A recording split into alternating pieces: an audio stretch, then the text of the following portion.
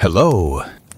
Today I will tell you the story of one day in the life of a real medieval soldier. This is not fiction, but reality, with dirt, pain, fear, and the weight of armor.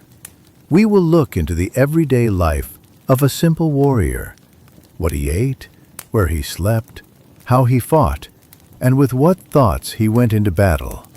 And there will be many other interesting details that are rarely shown in films.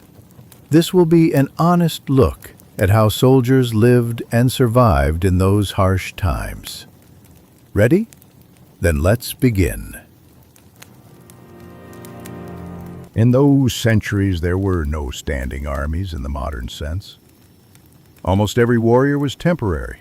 A soldier wasn't born in a barracks, but in a peasant's hut. His weapon was often whatever he could find or inherit.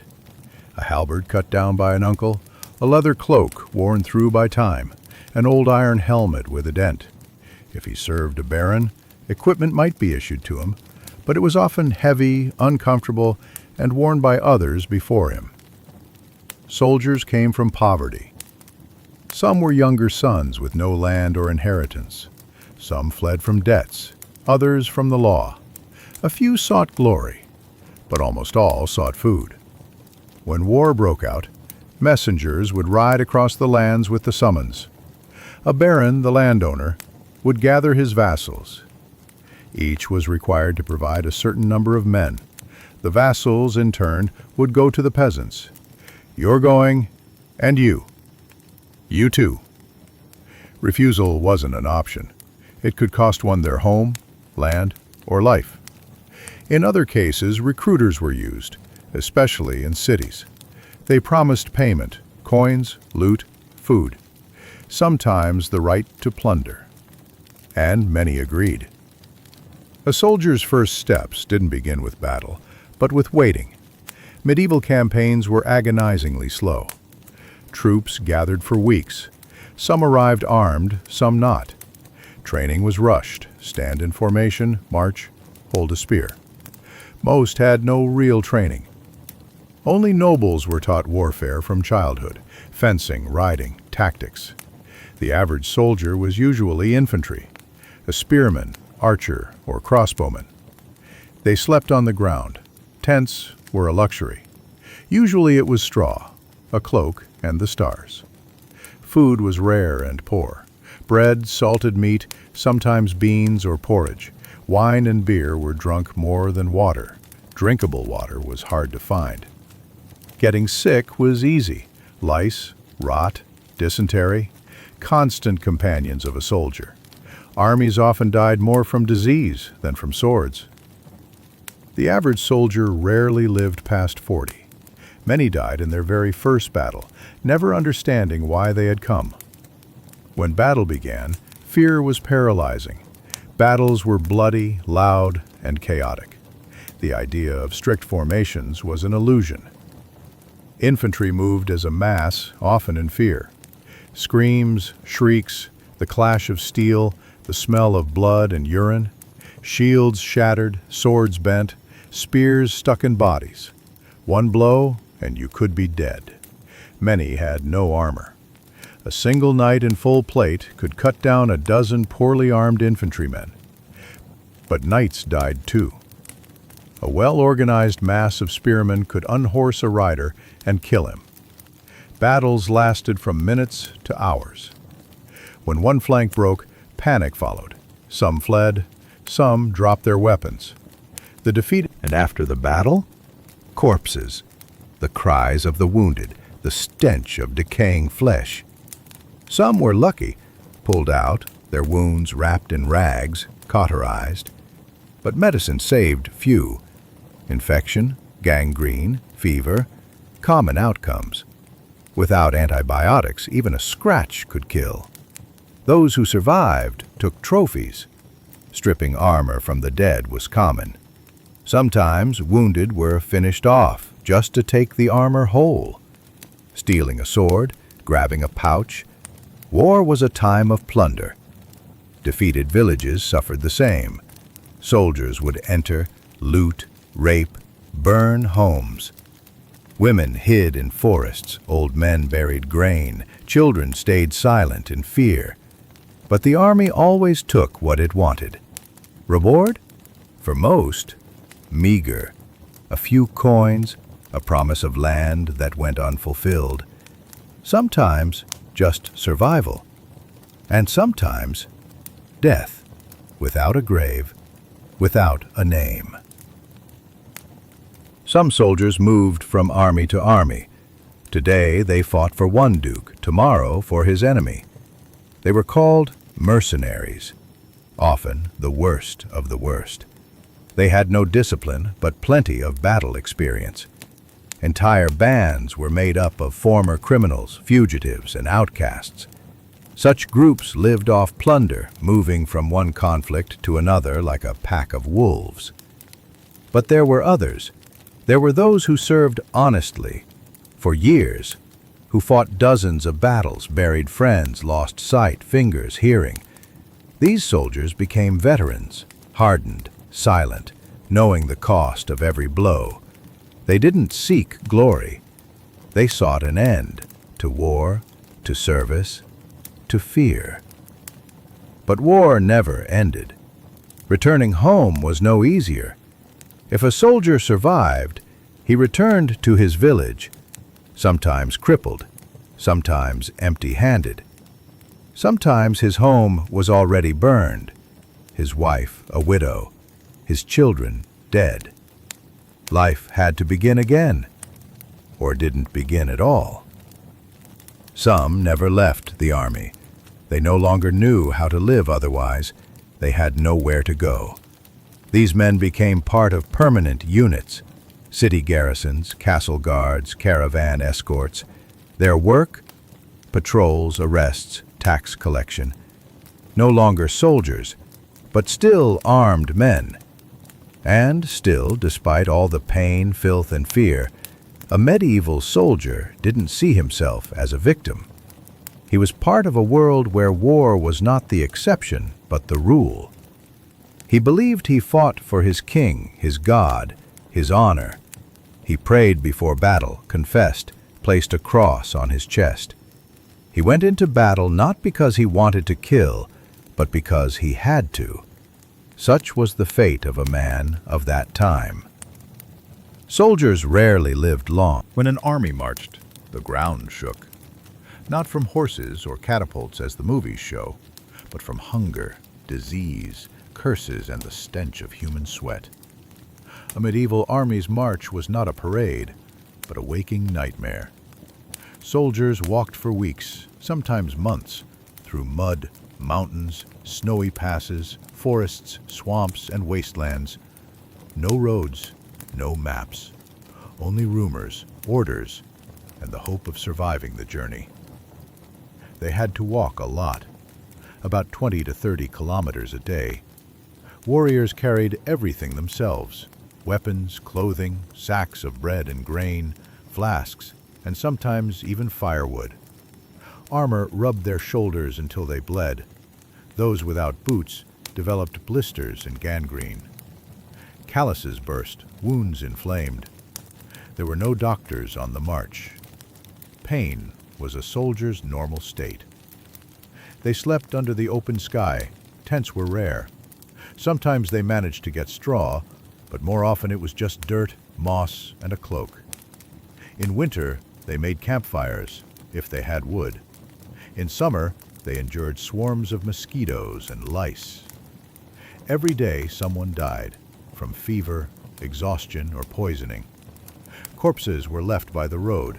No one counted the casualties outside battle. Hunger was constant.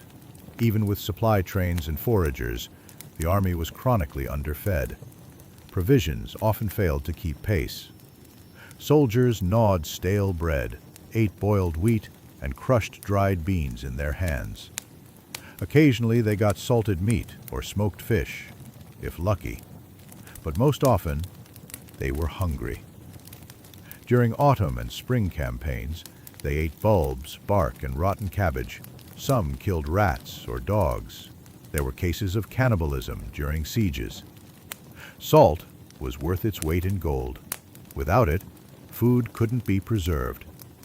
Lack of salt caused cramps and fatigue. Alcohol was salvation.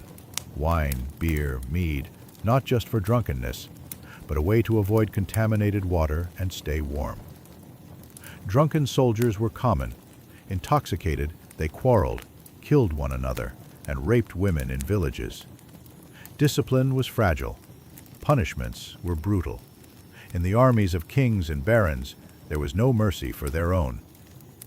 Desertion meant the noose. Stealing from an officer meant losing a hand. Violence without orders was punished with flogging, sometimes even blinding. Rebellion meant death by hanging or wheel. Fear, not loyalty, patriotism, or honor, kept soldiers in line. At the head of units marched captains, sergeants, and standard bearers. These men were harsh, experienced, and few-spoken. They supervised formation, supplies, and morale. They often struck blows to the head with a stick. Humiliation was used as discipline. Mercy was not expected. Sieges struck particular terror. Field battles were quick, chaotic, but short. A siege meant days, weeks, sometimes months of suffering. In the earth, under the walls of a castle, the army lived in filth. Trenches, feces, dead horses surrounded them. People fell ill en masse. Dysentery killed faster than arrows. Bodies weren't buried, they were thrown away. Flies defiled the camp. Catapults were cumbersome, slow, and often ineffective. Castle walls were strong. Battering rams, siege towers, and hooks were used, but the main weapon was patience. Soldiers waited for the defenders to run out of food, sometimes for half a year. The whole time they slept in the rain, ate dirt, and gnawed on nails. Morale broke. Soldiers began to revolt. Barons promised pay, but rarely delivered. When a castle finally surrendered, a massacre began. Storming was legal plunder. Blood was everywhere. Women were in suffering.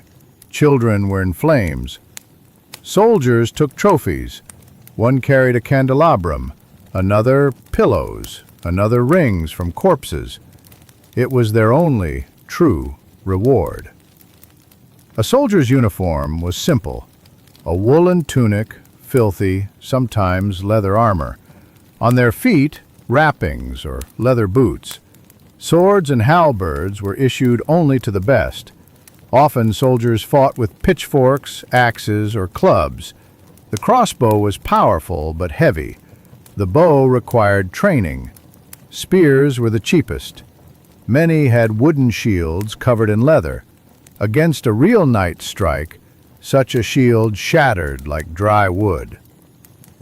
Battle cries, shield clashes, the ring of metal, all deafening. A strike to the chest knocked the air from your lungs. A spear through the stomach killed in minutes. Sometimes fights lasted hours. A soldier died with his entrails in his hands. No one showed mercy. Only a priest read a prayer, if one was nearby. After war, soldiers became a problem. They couldn't simply return to quiet life. Once accustomed to blood and loot, they could no longer till a field. Authorities feared veterans. Bands of ex-soldiers terrorized villages. They were called hands without work. Many were caught, tried, and hanged. Others hired out for more war. Surviving soldiers seldom lived to old age. Most died in their 40s. They were killed by disease, knives, misfortune. Few married. Women were wary of marrying killers. But some did. Prostitutes and widows who found protection in soldiers. They lived in camps, cooked stew, tended wounds, and hid trophies. These women were part of the army, though unofficially. There was also faith.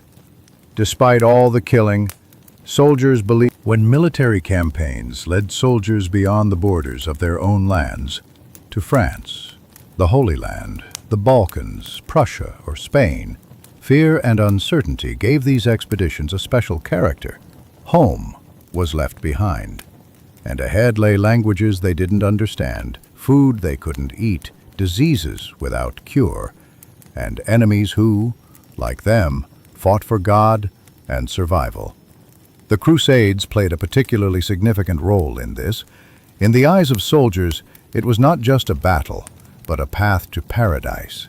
First launched in the late 11th century, the Crusades became a phenomenon that changed the fate of thousands. Pope Urban II promised anyone who went to liberate the Holy Sepulchre would be cleansed of all sins. For a poor, war-hardened peasant soldier, it was a chance not only for loot, but also to find meaning. Many left for the journey, abandoning everything, without money, without armor. The path through Europe, Asia Minor, and Palestine took months. Some died in the Balkans from cholera, wounds, or hunger. Others sold everything to equip themselves: clothes, homes, even daughters. Crusaders moved in crowds, undisciplined, disunited. They were not held together by military structure, but by faith and a thirst for vengeance. Campaigns to the south, to Spain, had a different goal. This was the Reconquista, the Christian fight against Muslims in Iberia. Here, soldiers encountered a different culture: architecture, music, medicine. Many saw stone baths, irrigation canals, written language, and carpets for the first time. They also faced superbly equipped Muslim cavalry, light, fast, and deadly. The war in Spain required special training. Cavalry was the dominant force, and infantry often became a living wall, easily torn apart by swift riders. In these campaigns, a soldier's survival depended on knowing the land. Whoever knew where to find water, where there was shade, and where the road lay, survived. The rest died of thirst and sunstroke. Skin burned in a day, eyes inflamed from dust. Fleas and flies spread plague. There was no one to treat the wounded. Those who couldn't walk were left to die. Sometimes they were finished off by their own. To the east, in the Baltics and Slavic lands, northern crusades raged. Teutonic knights and other military orders waged holy war against pagans. But again, common soldiers were the meat of war. They froze in swamps, collapsed in the snow, broke through ice. Entire units died from frostbite. The enemy, forest tribes, knew the land, struck from ambush, fled quickly, and burned villages. Sieges lasted for months. Armies rotted in winter camps, chewing leather and dust. Another ordeal was captivity. To fall into enemy hands meant surrendering to fate. A nobleman might be ransomed. A common soldier became a slave, porter, or tool for blackmail. In Muslim lands, captives were sold at slave markets. In Europe, they were used as laborers in monasteries or fortresses. Sometimes they were forced to fight against their own. There were worse fates: torture or forced conversion. Some captured soldiers joined the enemy. They changed faith, began new lives. They were called apostates. The fate of such people is shrouded in mystery. To their countrymen, they were traitors. To their new masters, they were tools. They lived between worlds. They were not remembered, but they existed. Contact with other cultures opened soldiers' eyes. In Palestine, crusaders first saw Arab medicine, bandages, disinfection, surgery. Many were stunned.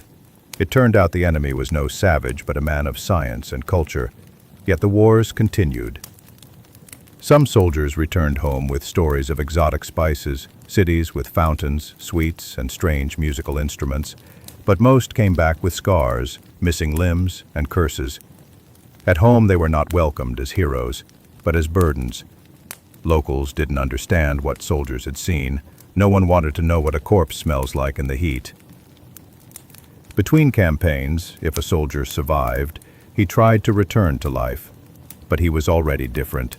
His hands trembled, his hearing dulled, his veins swelled from infection. He feared loud sounds and sudden movements. He didn't sleep at night. Today it's called post-traumatic stress. Back then it was called weakness of spirit or possession. A soldier might drink himself to death, go mad, or become a beggar, but no one cared. Not the church, not the barons. He was no longer needed. And yet, some were proud. They said, "I marched in a crusade. I saw Jerusalem. I held a sword against the Saracen. I fought on the walls of Toledo." These men gathered in taverns, drank, and told stories of killing. But the truth was, they still heard the screams at night. Soldiers in foreign lands were not heroes. They were lost men, forced into battle against others just like them, only with a different language and faith. Their traces remain in forgotten graves along trade routes, in ruined towers on foreign soil, in the blood absorbed by the sands of the Holy Land and the swamps of Lithuania. They were the bones of Europe, scattered across the world, without monuments, without songs. Between battles, sieges, and marches, soldiers lived in camps. These camps rarely resembled anything organized. More often, they were filthy, temporary clusters of tents, shacks, and fires scattered across damp fields, along roads, or by rivers. True order existed only in the most disciplined armies, among knightly orders or the later Swiss. The rest lived as the land and weather allowed. Soldiers slept on the ground. They had no mattresses or sleeping bags, only burlap sacks, straw, or sheepskins. If it rained, the tent leaked. If it got cold, they warmed themselves however they could, crawling under each other's clothes, lighting fires, or digging into the earth. Clothes were rarely removed. They were never washed. The stench was suffocating. Food was the main concern. Armies didn't march on stomachs, but without food, legs wouldn't move. There was no such thing as a ration. Rations were a concept of future centuries. In the Middle Ages, a soldier ate whatever he could find or steal. On the move, armies looted villages, enemy and friendly alike. They took grain, chickens, cows, bread, honey, cheese, salt. Sometimes food was bought, but more often taken by force. Villagers hid in the forests, dumped their supplies into wells, buried bread in manure. The most common dish was porridge, made of wheat, barley, oats, or lentils. It was cooked in large cauldrons, with meat added when available. Soldiers ate with their hands or wooden spoons. Bread was black, hard, and moldy. As for drinks, mostly wine, beer, or low-alcohol brews. Water was nearly always contaminated, drawn from puddles, rivers, or ditches. Those who drank it raw often died of dysentery. Disease was a constant companion. Dysentery, typhus, scabies, festering infections, plague boils, these came first. The camp was a breeding ground of rot. No sewers, no hygiene. People defecated next to where they ate. Rotting corpses weren't always buried. Lice and fleas spread rapidly. In winter, death from cold. In summer, from decay. Gangrene would start in damp boots. A soldier might lose toes, a leg, or even die of infection. But treatment was primitive. If someone got sick, he was left behind. Or if he had a friend, that friend might drag him to the edge of camp and leave him to die. Medicine, if any, came in the form of a barber who shaved, treated, and cut all at once. Pus drained, wounds cauterized, limbs amputated, all without anesthesia. Herbs were sometimes used, often prayers, nothing more. Nobles had personal physicians, sometimes educated, sometimes from monasteries, sometimes Arab. Common soldiers had only... On the march, armies moved slowly. Roads were in terrible shape. After rain, carts bogged down. People walked in boots stuffed with cloth. The army advanced 15 to 25 kilometers per day, in mud, dust, and heat. Shoes wore out quickly. Stones tore the feet. There were no spare wheels. If a horse died, people pulled the cart themselves. The cart carried food, tents, weapons. Women walked too. Cooks, lovers, prostitutes, laundresses. They formed the unofficial part of the camp. Sometimes there were children. The camp was like a wandering village. Entertainment was scarce. Songs, dice, cards, in the later Middle Ages, stories. Those who could played a pipe or drum. Those who couldn't drank. Moonshine, mead, wine. Drunken fights were common. So was violence. Camps were places of crime. Military justice was brutal. Theft could mean hanging, rape, a severed hand. But more often, criminals went unpunished. If a man could fight, his crime was forgiven. Soldiers rarely knew where they were going. Orders were given only to the officers. A simple soldier marched behind the banner, the captain, the count. If the camp rose in the morning, all followed. If told to dig, they dug. A soldier was a part of the machine, but no one explained its purpose. Even during the Crusades, many didn't know where Jerusalem was. Between battles, they lived in anxiety. At night, they guarded the perimeter. Sentries were posted. Night raids were common. Scouting, sabotage, food theft. Those who slept too deeply never woke. Inside the camp, a strict hierarchy reigned. Common soldiers at the bottom. Above them, squad leaders, company leaders, captains. Soldiers were grouped into units of 10, 20, 50. Each had a senior man. He enforced discipline, distributed food, kept track of weapons. Above all, a knight, baron, or commander. Yet even among the ranks, there were respected veterans. Experienced men others listened to. They knew how to survive. A soldier who had survived many campaigns was respected, unofficially, but truly. He was left alone, consulted, obeyed. Sometimes he could stop a panic or a brawl. Sometimes he could rally men to fight. When the camp was broken down and the army moved on, it left behind traces, trash, rotting corpses, burned fields, destroyed villages. Medieval armies weren't humane. If needed, they slaughtered civilians, sometimes out of fear, sometimes revenge, sometimes just habit. A siege was a separate hell. Weeks. A medieval soldier did not always serve out of oath, duty, or love for his homeland. Very often he served for pay.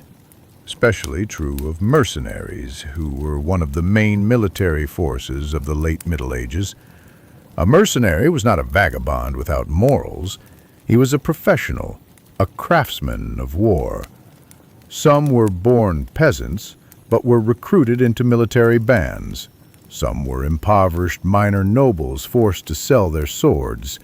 Some were former criminals given a choice, the gallows or the army. All had one thing in common. They went to war to survive and earn a piece of bread. Mercenary service could be relatively stable. In the 14th, 15th centuries, cities and states signed contracts with military companies. Swiss, Lombards, Gascons were often hired. These companies had structure, banners, commanders, and rules. But in hard times, the same mercenaries turned into bandits. If the employer didn't pay, the soldiers simply looted the area like wolves. Often it happened. The army won, but the king had no money to pay. Then the soldiers stayed behind. This was called the soldier's plague. Villages were wiped out. Women hid. Houses burned.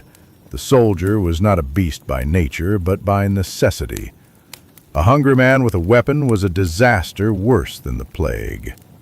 Discipline in medieval armies was upheld by fear. In the early Middle Ages, 9th, 12th centuries, soldiers obeyed their lords. Warriors knew each other, shared land, faith, and bonds. But as armies grew larger, that disappeared. Then fear of punishment took over. The punishments were brutal: for desertion, hanging or beheading; for theft in camp, hand amputation; for assault or killing a comrade, death; for cowardice, humiliation, public beatings, cutting off an ear, or branding the face. Sometimes, to restore order, commanders resorted to fear tactics, executing one to frighten the rest. Sometimes the executed were innocent. What mattered was to show strength. But not everything was held together by fear. There were codes of conduct, especially in knightly orders and mercenary groups. There were senior men who enforced order, and there were things that bound men together: a shared threat, hatred of the enemy, thirst for revenge, and faith. Contrary to their image as thugs, mercenaries could be deeply religious.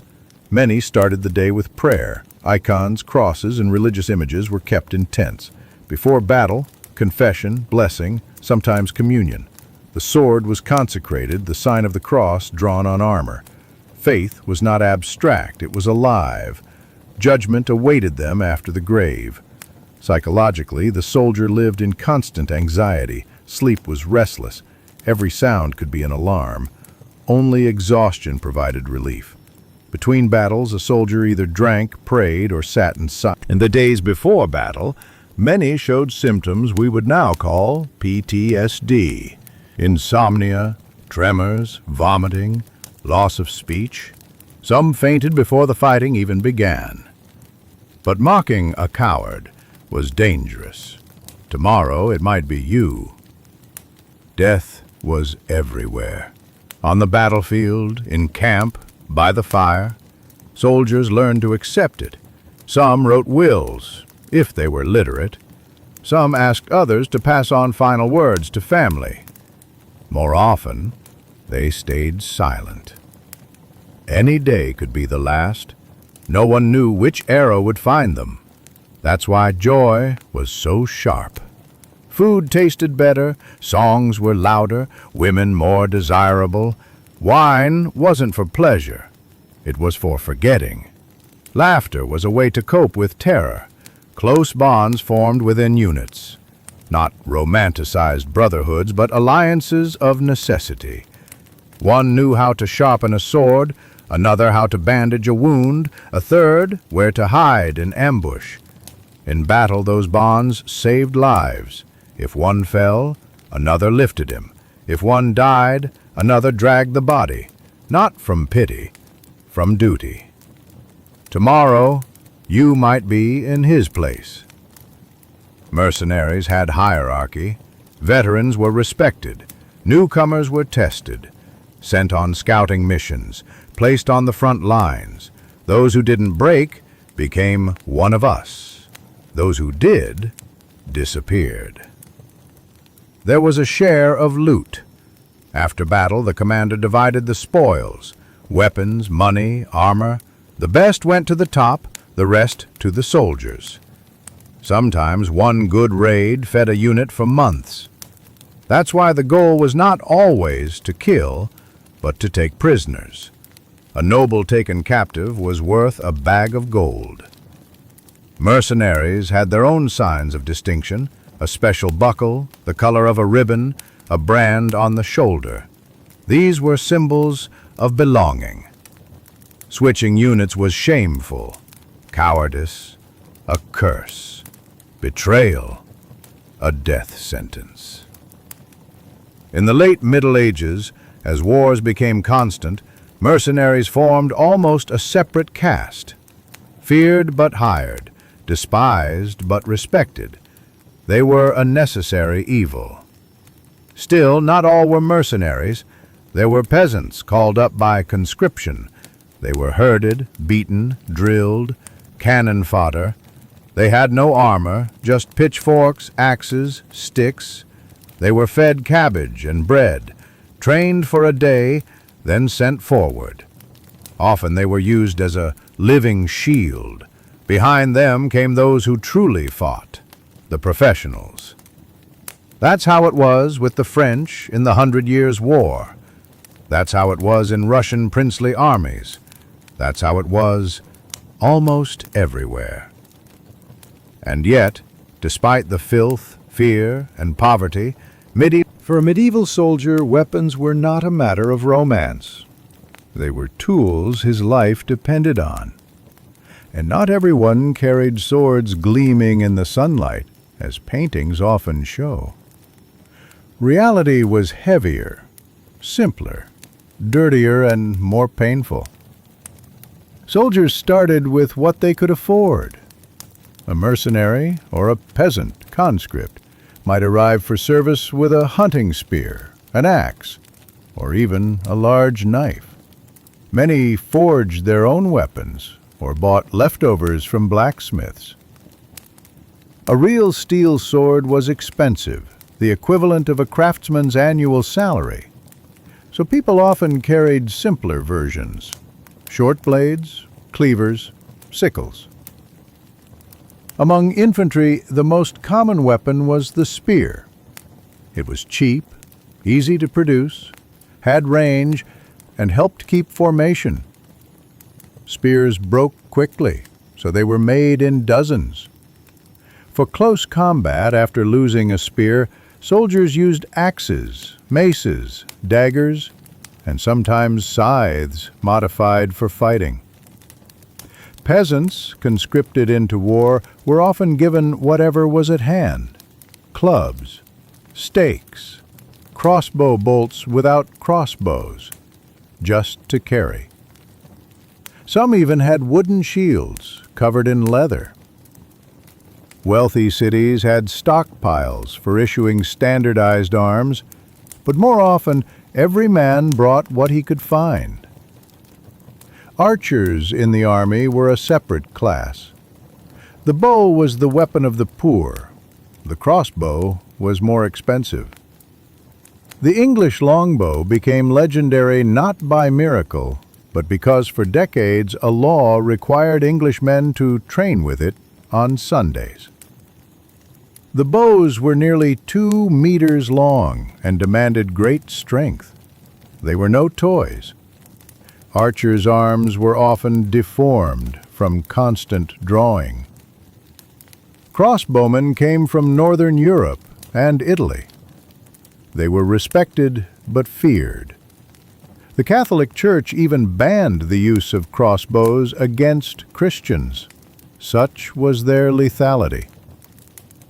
It was easy to load, aim, and fire a bolt that could pierce chainmail, but it reloaded slowly, so crossbowmen were shielded by pavisiers, or walls. About armor. The truth was far from the movies. Chainmail was the first widespread form of protection. It appeared long before the Middle Ages and was used for centuries. It was a fabric of interlinked iron rings. Its advantage? Flexibility.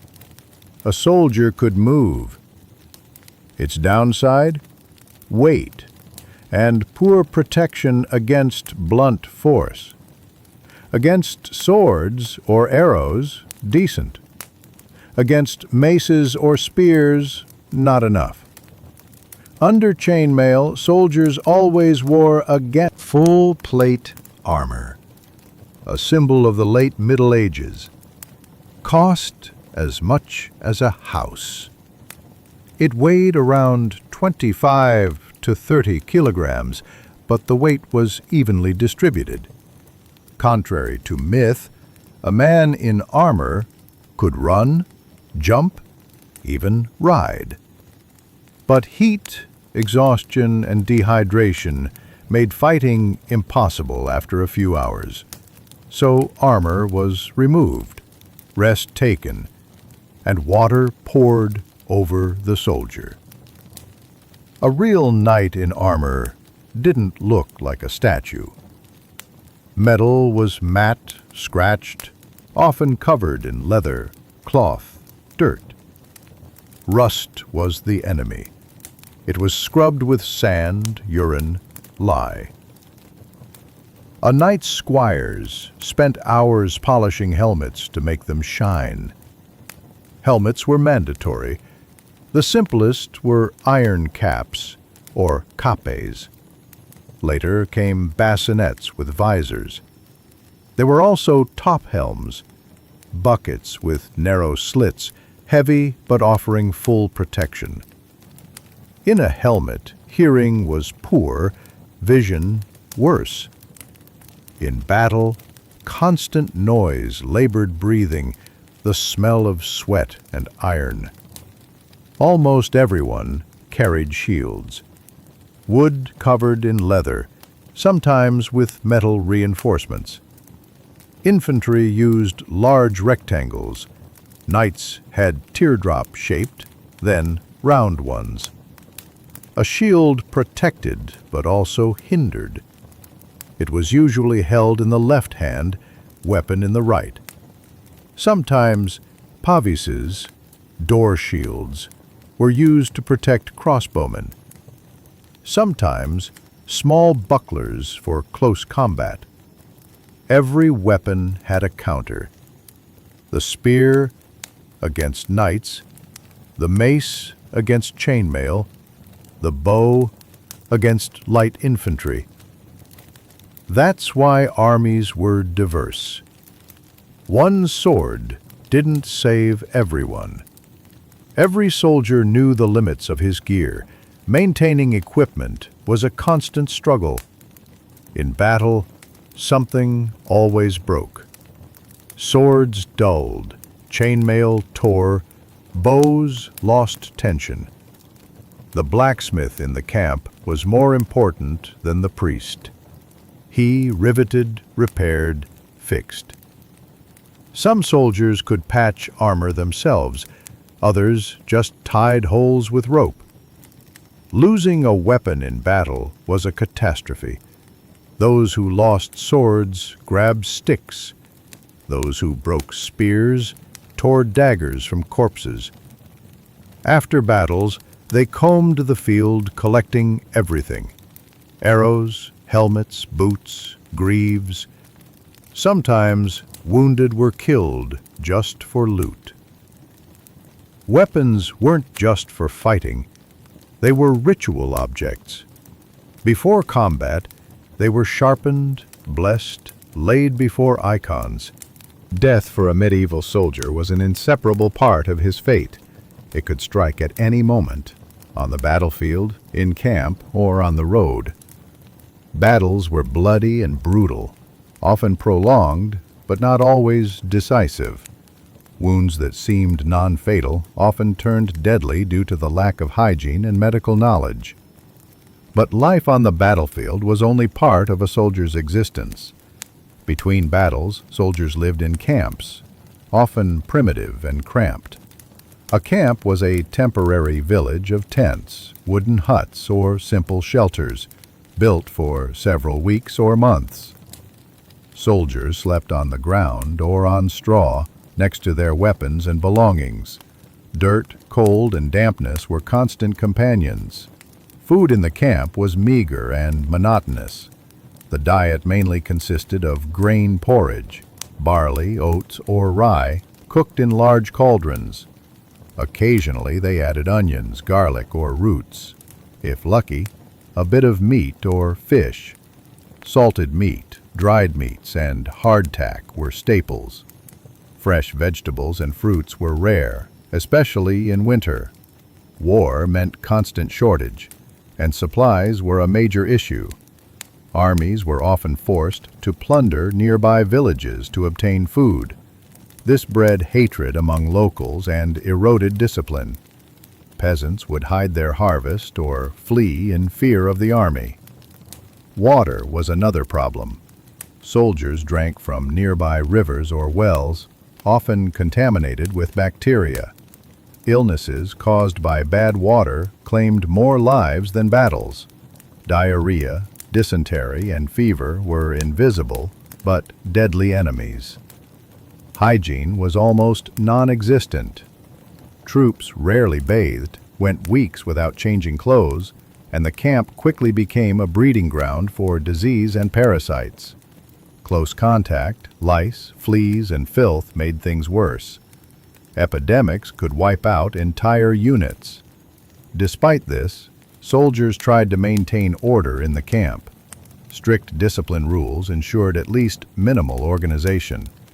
Violators were harshly punished to maintain combat readiness. Flogging was common. Deserters or thieves were sometimes executed. Rest was a rarity.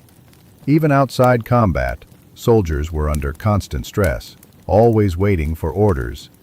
Guard duty, patrols, battle preparations, it was all part of life. Sleep was short and restless. In their free time, soldiers talked, told stories, and sang songs. Legends were born in the camps, passed down orally. These tales brought to life heroes, victories, defeats, fears, and hopes. They served as a kind of psychological shield, helping them cope with the horrors of war. Most soldiers were illiterate, so oral tradition was crucial for preserving memory. These ballads and stories often blended fact with exaggeration, creating an image of. Yet a soldier's life was harsh and comfortless. Clothing wore out quickly, shoes tore, and new items were rare. Soldiers often wore patched garments for multiple seasons. In cold, rain, autumn, or winter, they had to fight not only the enemy, but nature itself. Injuries and illness were constant companions. Medical aid was primitive. Field surgeons had limited knowledge. They applied bandages, amputated limbs, and removed arrows or spearheads. Without anesthesia or antiseptics, operations were excruciating and often fatal due to infection. Sometimes monks or priests joined armies to care for the wounded, pray for them, and offer comfort. But their abilities were limited, and the number of injured overwhelming. Still, many soldiers served for years, striving to preserve life and honor.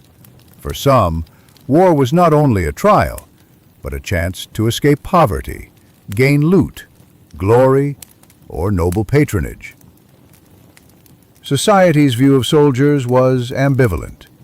On one hand, they were protectors of the land, brave heroes, especially knights and noble-born warriors. On the other hand, infantrymen and mercenaries were often seen as dirty, coarse, and unworthy of respect. Soldiers often became victims of prejudice and social injustice. Their fate was harsh, and only a few managed to rise, gain status, or earn a worthy place. Nevertheless, it was thanks to these people that medieval states retained their security and order.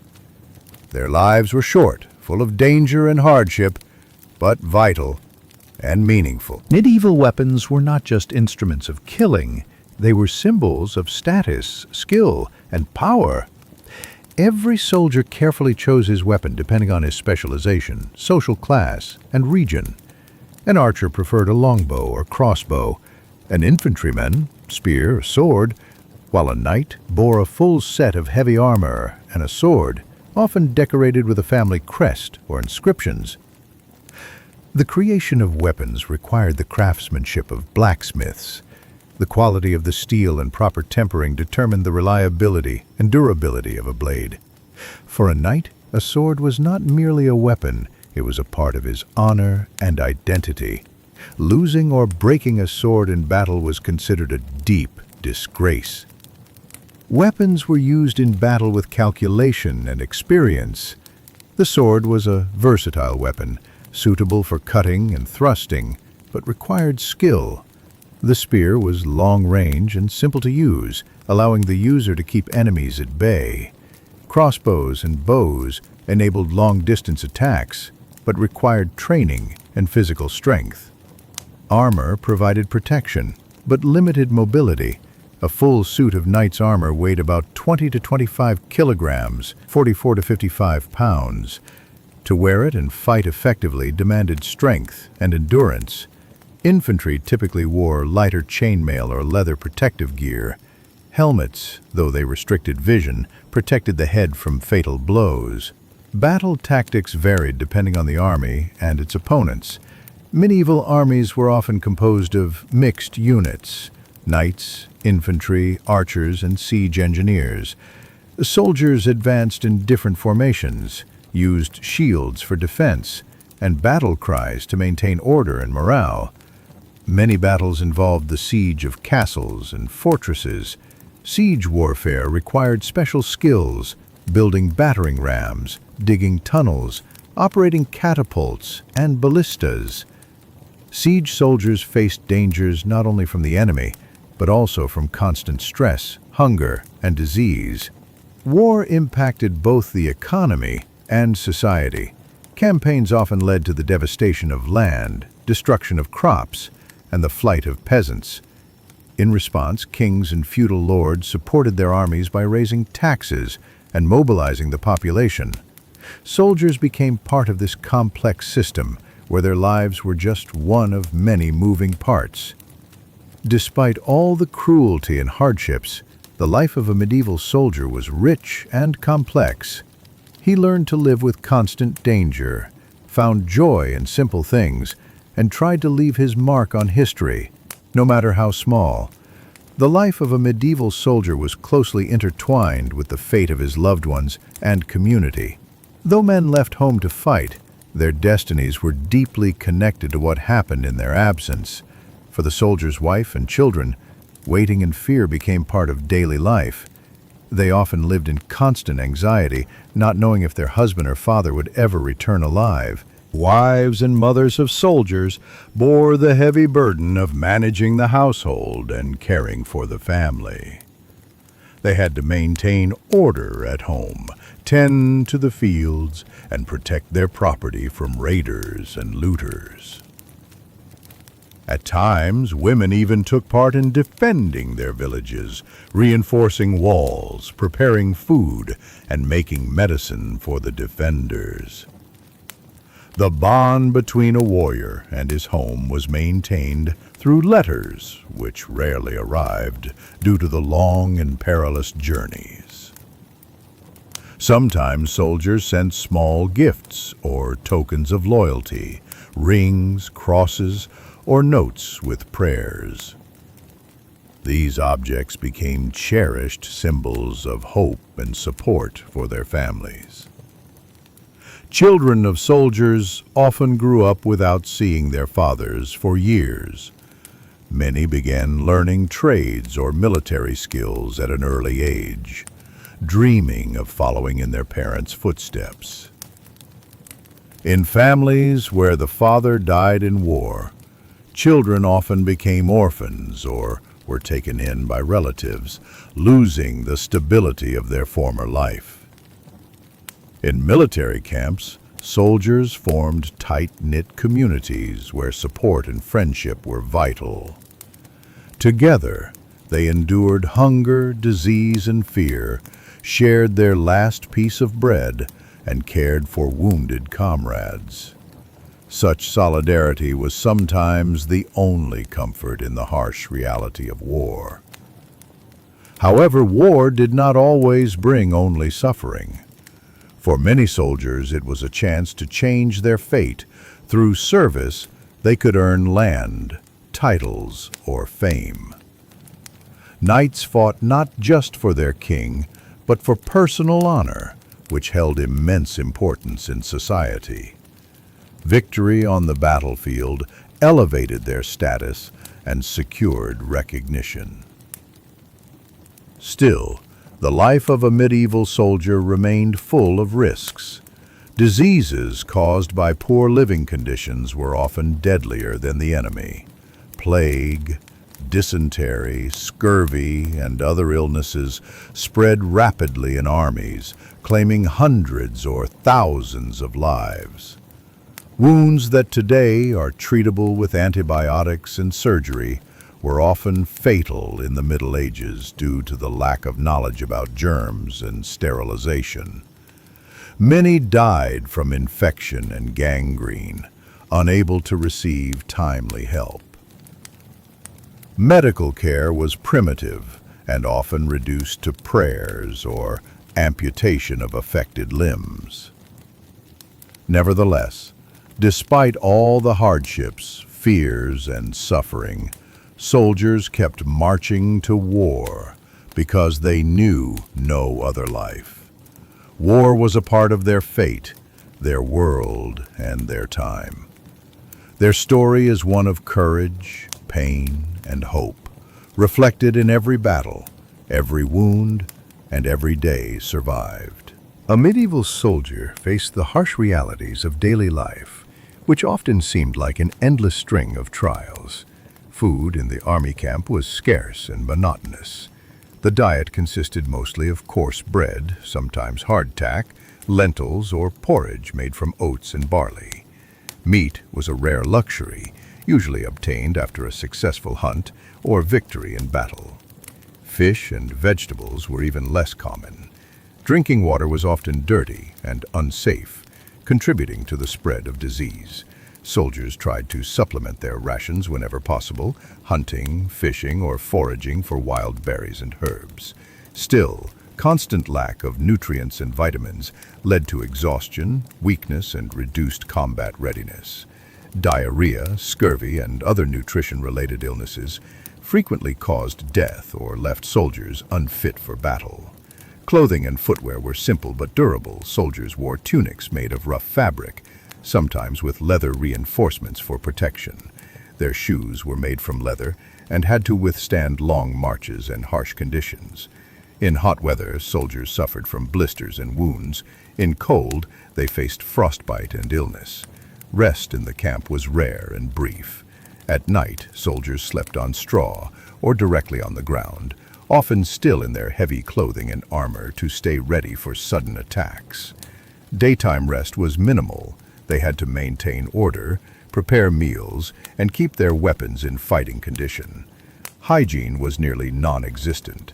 Washing was infrequent and usually done with cold water. As a result, lice, nits, and skin diseases were widespread. Soldiers tried to manage these issues on their own, but without proper measures, their condition often worsened. Commanders tried to maintain discipline, but fatigue and stress frequently led to outbreaks of violence and disorder within the ranks. Drunken brawls, fights, and petty crimes were not uncommon. Punishments ranged from beatings to executions to preserve order and morale. On campaign and in battle, soldiers had to be prepared for any condition, from torrential rains to unbearable heat, from rocky paths to swampy lowland. Each hardship left its mark on their health and spirits.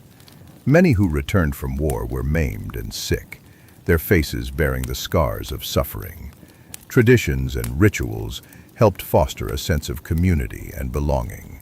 Before battle, soldiers prayed, crossed themselves, listened to priests and the shouts of commanders. Victories were celebrated with feasts and songs. Defeats were mourned with prayers for the fallen.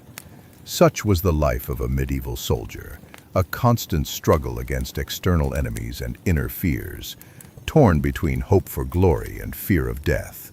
This life was harsh, but it forged the character and destiny of those who chose the path of a warrior in the Middle Ages. Medieval battles involving ordinary soldiers were both chaotic and structured. Despite romanticized ideas of knightly duels and heroic feats, reality was far more brutal and uncompromising. The battlefield echoed with shouting, clashing steel, and the stench of sweat and blood. Armies met face to face, and every minute could be decisive. Before the fight, soldiers underwent inspections, received orders, and prayed. Commanders, relying on experience and scouting, devised tactics. Troops formed tight formations, used shields for protection, and supported one another. Archers opened fire from a distance to weaken enemy lines, followed by infantry advancing with spears and swords. But battle was rarely neat or noble. Combat often descended into cramped melees, where men pushed and hacked at each other in close quarters, fighting to break through or hold the line. Battles could last for hours or even days in prolonged sieges. In such conditions, exhaustion, fear, and panic could could overwhelm even the bravest warriors. Wounds were everywhere, and every soldier knew a serious injury was likely a death sentence. Healers or monks who accompanied the army tried to help, but their resources were limited. Operations were done without anesthesia, and infection often rendered all efforts futile. Captivity and executions were part of war. Captured enemies were often used as hostages or sold into slavery. Sometimes they were killed to avoid the risk of escape or retaliation. The fear of death or capture pushed soldiers to fight ruthlessly, leaving little room for mercy. After battle, the field was strewn with the dead and wounded. Those who survived took part in burying the dead or looting, gathering weapons, armor, or gold. For many, this was a moment of grief and loss, but also an opportunity to earn reward or improve their status. But battles changed more than individual lives. They altered the fates of entire regions. Victories led to territorial expansion, strengthened rule, and new alliances. Defeats brought destruction, famine, and fear. Medieval wars often fueled cycles of vengeance and retribution that lasted generations. The life of a medieval soldier is a story of courage and endurance, pain and hope. It's a tale of people who, in the cruel conditions of their time, tried to preserve their humanity and fulfill their duty. Their fates are more than just pages of history. They reflect the very essence of life in the medieval world. A medieval military camp was a world of its own, where the lives of soldiers unfolded under strict rules and customs.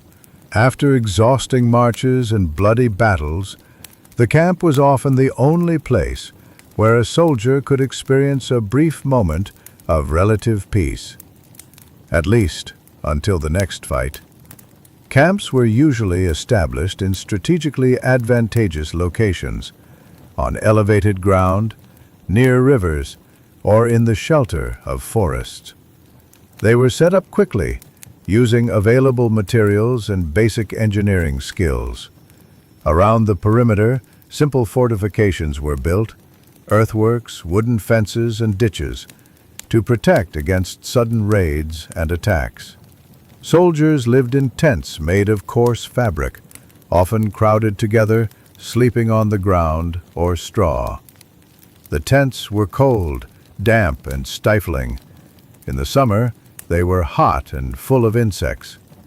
Soldiers usually slept on hard surfaces, often in armor, or with their weapons at hand, always ready for combat at any moment. Each day in the camp began with reveille and morning inspection. Soldiers checked their weapons, cleaned their armor, and prepared for marching or battle. Officers assigned daily tasks. Some were sent on reconnaissance. Others cooked meals or repaired gear. Food in the camp was scarce and repetitive. The diet mainly consisted of bread, boiled porridge, and occasionally some cooked meat or dried fish. Drinking water was not always clean, often causing outbreaks of illness. Hunger and malnutrition were common, especially during long campaigns.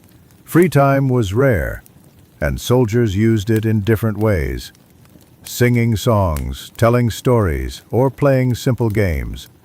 These moments helped maintain morale, build camaraderie, and reinforce the bonds between comrades.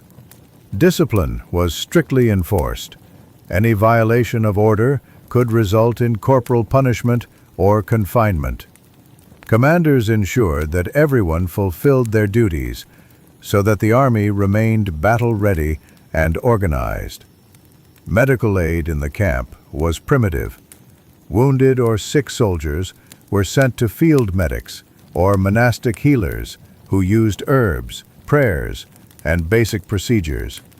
More often than not, help came too late or was ineffective, and many succumbed to their injuries or illness. The camp was a place of both danger and hope. It was where soldiers prepared for battles, recovered their strength, and supported one another.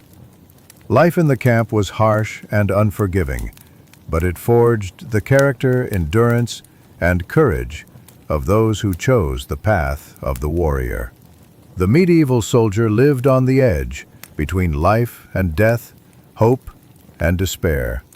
His days in the camp and on the battlefield were steeped in toil, fear, pain. The psychological state of a medieval soldier was one of the most complex and least understood aspects of his life. In war, every day brought new trials: fear of death, agonizing wounds, the loss of comrades, and constant tension. These experiences inevitably left deep imprints on the soul and mind of the warrior. Most soldiers accepted that war was a brutal reality, devoid of fairness. Yet faith in God and religious rituals gave them the strength to go on.